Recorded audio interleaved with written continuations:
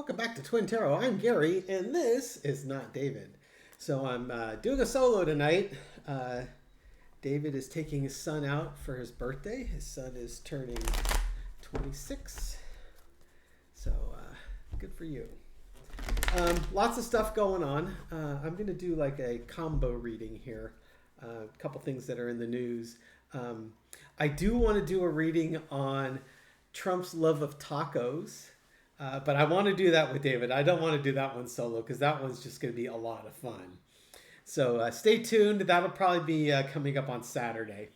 So today, the first reading I'm going to do is on our good friend Elon Musk. And remember, you can't spell the word felon without E-L-O-N, right? So Elon Musk is leaving DOGE to go focus on Tesla and his little spaceship program and maybe boring holes in the universe, whatever he's doing. But he's going out with a little bit of fanfare. He was criticizing the budget that was passed by the House. He was critical because it was going to increase the deficit of the government and undo all the hard work that DOGE has been doing. He was tasked to find $2 trillion in savings. I think he's gotten he's claiming credit for 160 billion-ish. And I'm sure that's suspicious as hell. I mean, you can't claim savings if you just go out there and cancel some contract. That's not savings because there may be stipulations in the contract that, it's like, well, you still owe the money for the services rendered, or you owe the money for the value of the contract, even if you don't take the services. So I would love for some independent auditor to actually go through and calculate what was actually saved and what it actually cost us. Because I suspect that that's going to be a net cost exercise and not a net savings exercise. The other reading I'm going to do today is on RFK Jr., the Make America Healthy Again report, and boy, oh boy, is that one going to be fun. But let's start with good old Elon Musk and leaving DOGE. So he's criticized the budget for increasing the deficit. He's been picking fights with Trump's cabinet. He's picked fights with Scott Bessent. He's picked fights with Rubio, Sean Duffy, and Peter Navarro. It's just, making friends and influencing people wherever he goes, right? So for entertainment purposes only, let's take a look at the energy of Elon and how he's feeling about leaving DOGE and heading back to sleeping in conference rooms and server rooms at Tesla. Okay, so, upside down. Okay, foundation of the reading is the Four of Cups. Not happy with what's happened. I think this is probably his criticism of the budget and some of Trump's staff. But look, you get to go sleep in a conference room at Tesla headquarters. Lucky you. The Tesla stock has actually done quite well recently. That may be in anticipation of Musk spending more time, as he claims 24/7 at SpaceX and at Tesla. So certainly his value on paper has gone up, but he's not happy with what he's seeing and what he's going through. The cross, the challenge is the magician. He was tasked to find $2 trillion. He didn't find it. He didn't get anywhere near it. And like I said, I hope sometime there's an auditor that goes out there and looks at it, and so we can know exactly how much money he really did save. The energy underneath this is the sun. This is he's probably very relieved to be out of Washington, D.C. and out of politics. I think he was even quoted as saying I won't donate as much into politics in the future, and I may have overdone it this time. Yeah, no kidding. Thanks a lot. In the past, you had the Eight of Swords. Trying to find savings that's not there, or trying to find $2 trillion in savings, which is absolutely not there. He was looking for a way out, and he was on a special assignment, so he didn't need to get approval by the Senate. So basically his tenure was coming up anyways. But it was one of those things where if Trump wanted him to stay there, he didn't have a good way out. And he gets bored quickly, so I'm sure he was already bored with what he was doing.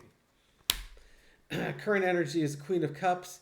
I'm going to reverse this because the Queen of Cups is about managing your emotions, keep your emotions in check.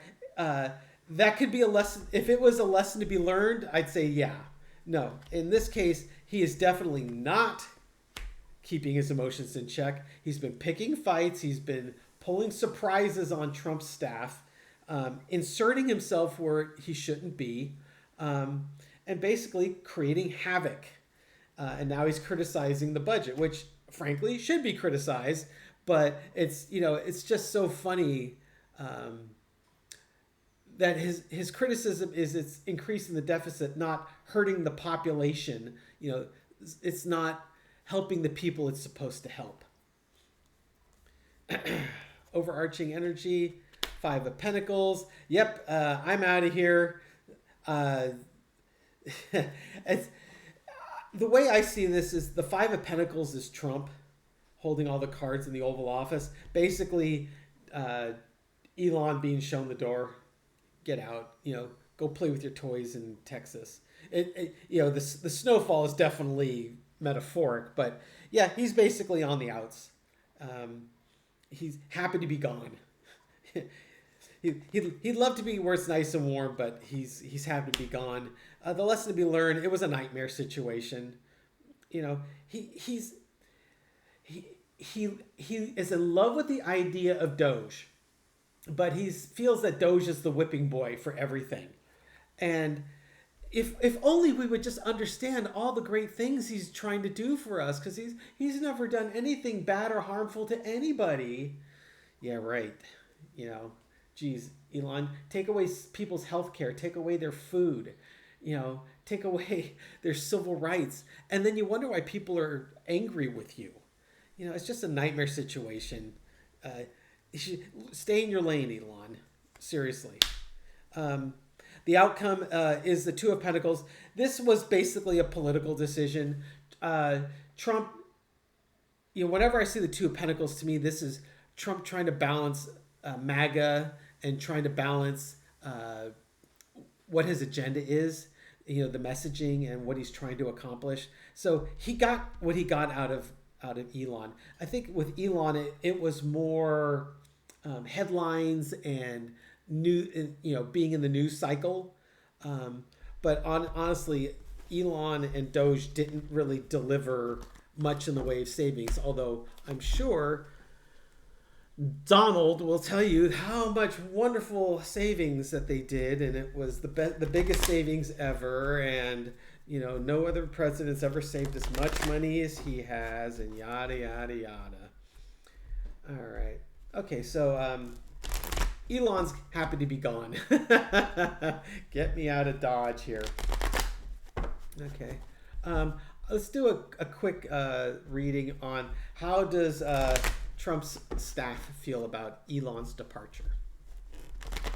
Once again, entertainment purposes only. I could do a tricky shuffle there. Take that, spirit. All right, how does Trump's staff feel about the departure of good old Elon? Okay, that was part of the plan. That was the outcome, which is basically, yeah, we got what we wanted out of him. I'm glad you're gone. Go away. You're causing too much turbulence. Take you and little X and go play with your spaceships. The energy underneath it is the Tower. He was just creating havoc with the administration, picking fights and causing people to be very upset with, in some cases he was blindsiding. Trump and Elon were both just blindsiding the White House staff. Not that they don't deserve it, but it's not a lot of fun.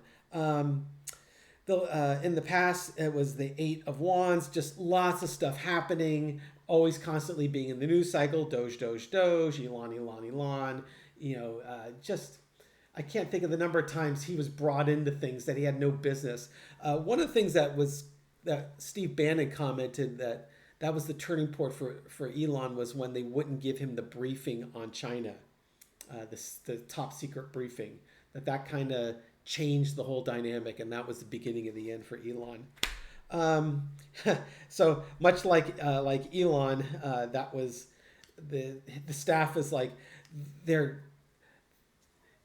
you've got the Eight of Swords. This is one of those, we're stuck with this guy. It felt like there was no way out, but now they're finally being rid of him. They finally found a way to get rid of him. Got a lot of the same cards coming up here. The overarching energy is the Magician.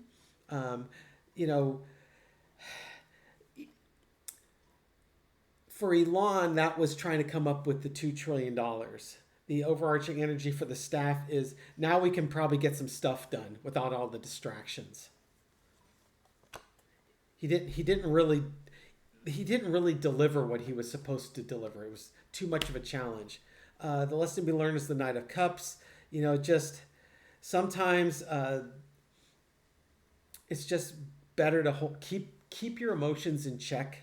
It could also be, this is also known as the false friend. And the lesson to be learned is you play nicely while they're on the team, but I suspect you may see some sharp comments heading Elon's way from Trump's staff. We might not see it, but certainly they're sharing it amongst themselves. I never really liked him anyways, did you? No. Outcome is the Nine of Wands. Just happy to be done with the battles, the fights, the drama, Remember, Elon is a businessman, and a lot of these guys are political hacks, and those don't always mesh well. But they have something in common. They're all just hacks, right? Okay, so, that's what we got there. Now let's turn our attention to RFK Jr. and his MAHA report. So, Make America Healthy Again report. So he comes out with this report, and it's got all sorts of problems with it. First of all, it cites studies that don't exist. It's got all this scientific evidence and proof in this paper, and the citations, some of the studies don't exist. The links to the citation links are broken. Oops, sorry about that. Yes, Mr. Kennedy, how can I help you? What else? Caroline Leavitt, the White House press secretary, described these problems as formatting issues. Seriously, that's how you're going to dismiss this? Okay. I wish Dave was here because, doing this type of stuff is kind of in his wheelhouse.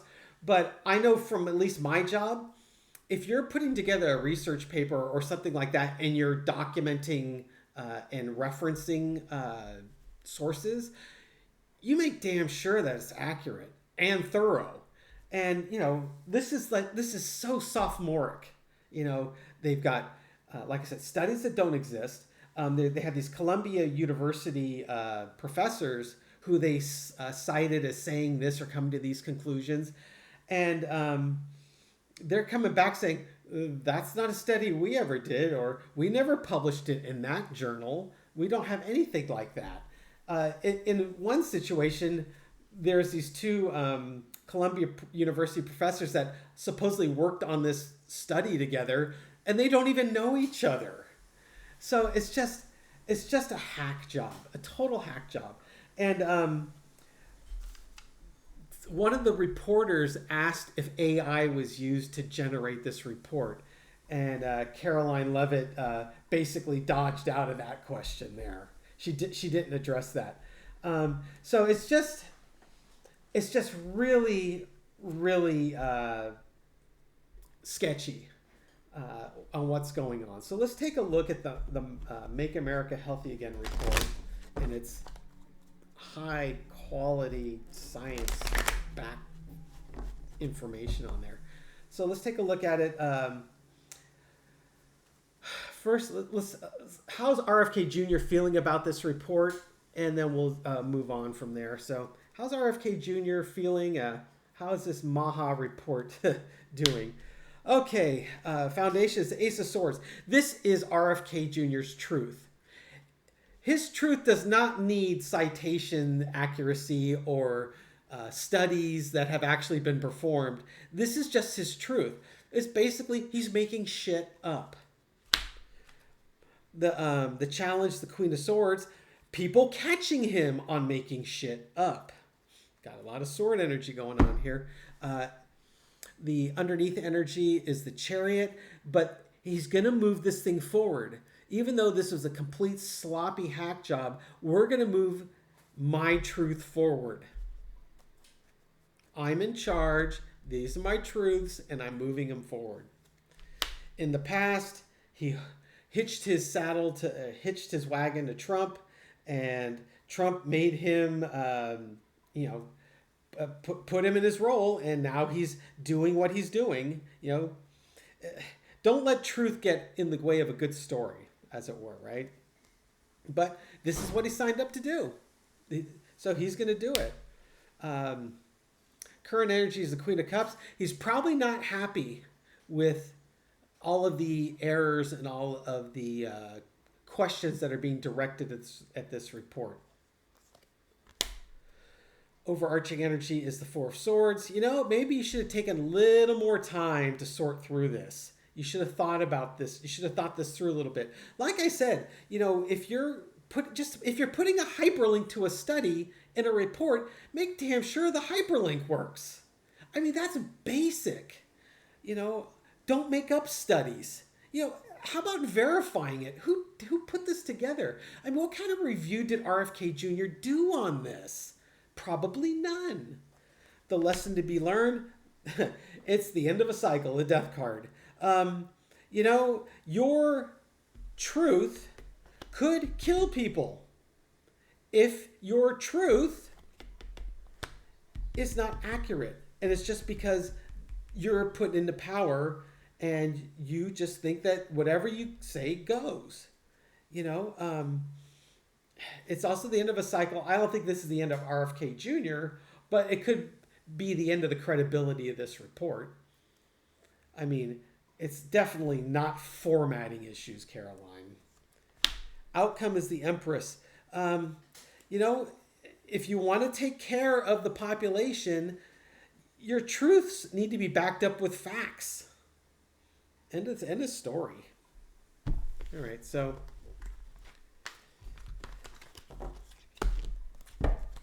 all right. So what? I do want to ask one thing: is if this report was actually generated using AI.